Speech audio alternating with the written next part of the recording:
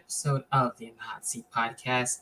And this one, I have a double header for you for WWE NXT with Battleground and as well with AEW Double or Nothing for this episode of the In the Hot Seat podcast. Basically, anything for the meat and potatoes of the whole entire weekend for Memorial Day. I'm going to get right down into NXT with NXT Battleground, where we had the first match dealing with the NXT North American Championship. We had wrestling dealing with Tyler Bate and as well Joe Gacy. We had Ava Rain supporting Joe Gacy, the only one from Schism basically supporting Joe Gacy there. So no dyad basically there, just Ava Rain being able to see who will be able to stop wrestling as he's been champion for quite some time. So it could have went to any one of them. Joe Gacy having just as strong as a showing as Tyler Bate on this one. And as well, we had somehow, some way, where we had Wesley retaining and keeping his NXT North American Championship, which is really cool. Happy about that. And we'll see what happens next. Maybe we'll see him and Joe Gacy go at it in a singles match, and maybe we'll see that match eventually happen. So there's that. And then we got into, for the first time, basically in the States, as it's been more for the UK, NXT UK, with the Heritage Cup now being the NXT Heritage Cup. We have Noam there looking to have his precious basically be on the line dealing with Dragon Lee on this one. Really interesting stuff to see how the US crowd would be able to handle things with the Heritage Cup rules and everything. And it was really cool to actually see this back and have the Heritage Cup a part of NXT and have that be basically a mainstay now. We would be able to see a couple of things involved, like with Nathan Frazier and Ora Mensa, Lash Legend and her tag team partner as well being there. So there was a lot really involved in this, and Ora Mensa actually being more of a heel now. That's very interesting. Curious to see where that's going to go. But Noam Dar was able to get the win and keep his Heritage Cup, so having a few friends along the way. Curious to see where things are going there, but I also enjoy Noam Dar being able to keep his Heritage Cup, and as he was able to face, of course, Dragon Lee on this one, who was able to do his very best. He came close, even though he had Nathan Frazier there for his support and everything. Noam Dar defeating Dragon Lee. And then we get into the last man standing match, and as well as I get corrected, Jakara Jackson, of course, there for Lash Legend. But getting into the last man standing match, having Dragunov dealing with Dijak on this one, and these two going crazy and insane, and basically a fight forever clinic on this one, using everything that they can with the steel steps, insane spots on this one. Could have went really either or. Probably one of my favorite matches of the year so far, possibly match of the year candidate, possibly, who knows. But with that, having definitely having Juggernaut being the last man standing, so curious to see where things are going to be going there. And then we got into the NXT men's tag team titles dealing with Gallus on this one, and the Creed brothers. A really cool back and forth matchup for sure. I thought we were going to see new tag team champions, but we didn't. Gallus actually standing tall and remaining on top. And then we get into the finals for the NXT Women's Championship Tournament. Of course, Indy Hartwell being drafted to the main roster, being drafted to Monday Night Raw, being able to let go of the NXT Women's Championship. So then we had the tournament this whole entire time. And of course, getting into the finals with Tiffany Stratton as well, Lyra Valkyria on this one, who definitely deserves a lot more credit. These two putting in a fight for sure to see who wants things more. Tiffany Stratton actually getting the win and getting the NXT Women's Championship. That's really cool and well deserved there. So I'm very happy about that and curious to see where things will be going for her. So she definitely does deserve that. And then we get to the main event, NXT Championship on the line, Carmella Hayes and as well Braun Breaker in their rematch. And Braun Breaker, of course, being more of the heel on this one. Carmella Hayes basically being the face, basically having the double turn last time. to see how things were able to transpire on this one. Bron Breakker being more serious and Carmelo Hayes being more focused, and he was able to get the win and as well keep the NXT Championship to end things for NXT with Battleground. So it's really cool to see old main roster pay-per-views now premium live events actually be on NXT that way. So that's really cool there. So definitely enjoyed for Battleground, definitely. Now we get into AEW with Double or Nothing on this double header. We have the Hardys dealing, actually tagging with Hook after dealing with Ethan Page for so long, and as well having to deal with the Guns on this one. And the Hardys and Hook actually getting the win, which is really cool there.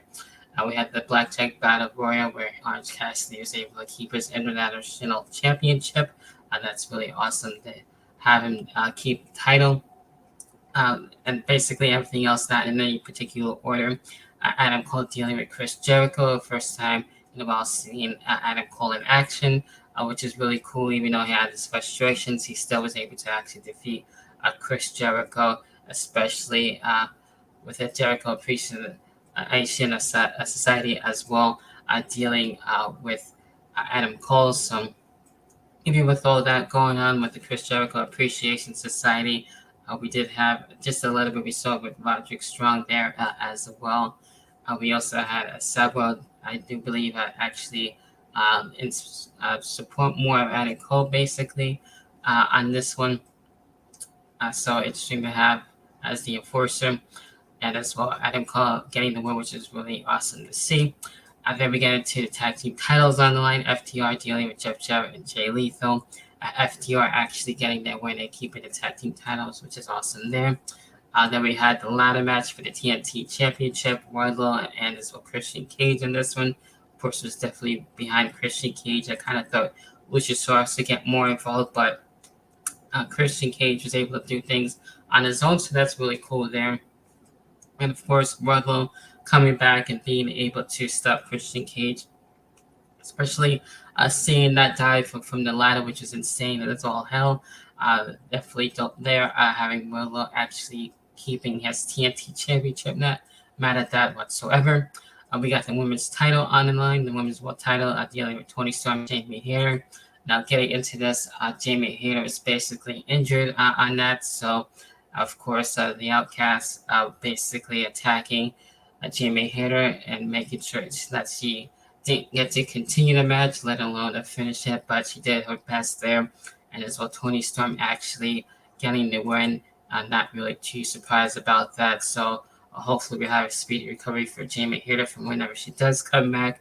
So definitely really interesting to see where things go for Toni Storm. We had House of Black dealing with the Trios Tag Team titles, basically in their type of matchup style, with the surprise with the Acclaim and Daddy S on this one. So they did their best to actually stop the House of Black, but the House of Black came back and able to keep the Trios tag titles. Jade Cargill and as well Taya Valkyrie continuing things for the TBS title and everything, as Jade Cargill was able to basically do her best, as well as Taya Valkyrie on this one. Jade Cargill basically trying to still be undefeated. She was able to stop Taya Valkyrie, but there's a plus and a double yay, no pun intended, but where we had Chris Statlander actually returning from injury, which is really awesome, stopping Jade Cargill on that. So I'm sure these two have a feud. And now we have a new TBS champion. And of course, Chris Statlander, she looks great. Really awesome to see her back for sure. So very excited about that. And then we have the four pillars, fatal four-way for the world title. MJF, Jungle Boy, Jack Perry, Darby Allin, and so Sammy Guevara basically actually announcing that him and so Tamela are actually having a baby, which is awesome. Congratulations. Definitely for sure for the both of them. So a lot basically at stake on this one. And eventually Sammy and as well MJF ending their alliance. So having a lot more for Sammy to do his own stuff. Same thing with Darby Allin and as well Jungle Boy as well, getting their own stuff, and MJF doing everything that he can. Even using the world title when he could as well, just to have everyone be out of his way, and MJF actually retaining and keeping his world title. So I'm sure any one of those guys as well eventually at some point will most likely stop MJF. For sure, I can definitely see that happening. Then we get into the main event, NOK in the arena, which is definitely that Blackpool Combat Club and the Elite going at it. And of course, the band's still playing basically action everywhere. I think there's like a fireball or something like that at one point. So definitely a bloody battle to say the very least. Konosuke actually helping the Blackpool Combat Club, which is crazy. So I didn't think that was going to happen, so I'm very interested to see how well he will do as the heel. So basically, thanks to Don Callis on that, I saw the Blackpool Comic Club actually standing tall on that song. And that's how AEW Double or Nothing goes off the air.